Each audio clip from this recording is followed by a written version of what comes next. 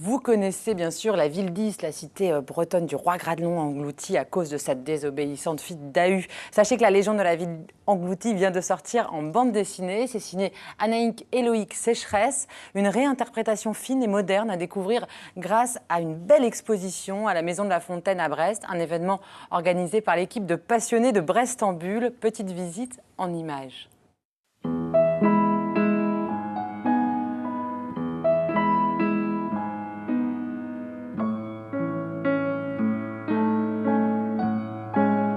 Brest en Bulle est une association qui existe maintenant depuis 6 ans, voire 7 ans. Le but de l'association, c'est de valoriser le travail des dessinateurs de bande dessinée, de faire connaître peut-être à ceux qui n'apprécient pas ou ne connaissent pas suffisamment justement cet art du dessin, puisque c'est vraiment un art particulier, la bande dessinée, c'est quelque chose à part. On va dire dans l'art graphique, la manière dont on va pouvoir, par le dessin, mettre en place une histoire et faire parler et vivre des personnages. Et tout le monde peut s'y retrouver. Dans La Ville d'Is, avec un album qui est là aussi tout neuf, puisque l'idée était de mettre en valeur le travail de Loïc Sécheresse pour le dessin et Anaïg pour le scénario. C'est leur premier album en commun, donc une réadaptation, réinterprétation de la légende de la ville d'Is. Ils nous ont fait confiance et ils nous ont laissé partir sur cette idée d'exposition à la Maison de la Fontaine. Et nous, c'est un lieu qu'on aime beaucoup parce que c'est un lieu patrimonial de Brest, voilà, avec cette ouverture sur la mer, le jardin des explorateurs. Donc l'idée de travailler sur la mer et l'engloutissement dans ce lieu, voilà, nous plaisait.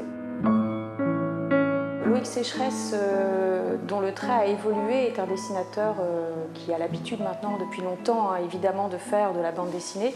Il travaillait par exemple pour Métal Hurlant et son trait a évolué avec le temps, et pour cet album, les planches originales montrent bien comment il est passé à un travail à la fois précis et fluide, puisqu'il utilise l'encre essentiellement. Donc tous les originaux et les planches que vous allez voir à la Maison de la Fontaine sont en noir et blanc, donc l'encre de Chine et le pinceau.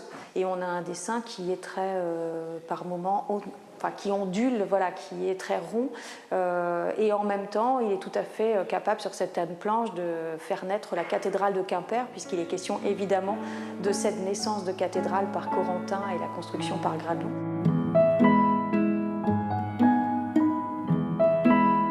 Souvent que dans les représentations dessinées de Dahu, elle est montrée comme une femme aguichante et aguicheuse. On va surtout s'attarder sur ses attributs physiques.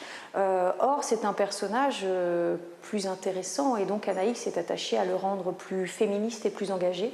Et donc on a une femme, Dahu, qui va se retrouver contrainte dans sa liberté d'action, de pensée, par la religion que son père va adopter avec Corentin, religion ici catholique, qui devient de plus en plus sévère vis-à-vis, voilà, de ces femmes peut-être un peu trop libres, avec leurs cheveux démêlés, avec leurs robes qu'elles portent comme elles ont envie de porter. Donc il y a plein de références comme ça dans l'album à cette manière de contraindre comme ça les femmes dans leur liberté. Voilà, quelque chose qui a une résonance évidemment très actuelle. L'idée était d'être d'accord avec la scénariste et le dessinateur, de montrer la genèse du projet, c'est-à-dire nous sommes sous l'élément, donc sous la terre. En raccord toujours, comme je disais tout à l'heure, à l'histoire de la ville d'Is. Et en plus, on a travaillé aussi en parallèle avec les réalisateurs de la BD. On leur a d'abord exposé notre idée de scénario, et ils ont été séduits, et du coup l'idée de la forêt leur convenait tout à fait en rapport à certaines planches qui sont exposées pour montrer la traversée de l'élément forêt. C'est la première fois qu'on travaille, d'ailleurs nous trois, les trois co-scénaristes, on n'a jamais fait de scéno pour une BD, mais on a déjà eu l'occasion de travailler ensemble sur d'autres projets. Du coup on a tout de suite percuté, et on a su ce qu'on voulait faire. En fait, c'était clair dans notre tête. En fait, les auteurs voulaient que l'élément mer soit au deuxième étage de la Maison de la Fontaine, et qu'on essaye, par des formes qui se rapprochent du dessin d'origine, représenter les vagues, l'engloutissement de la ville, en fait, par l'eau.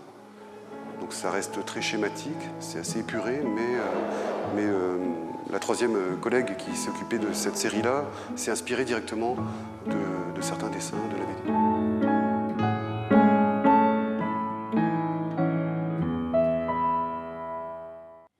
Voilà une exposition liée aux rencontres de la BD brestoise à découvrir jusqu'au 23 septembre.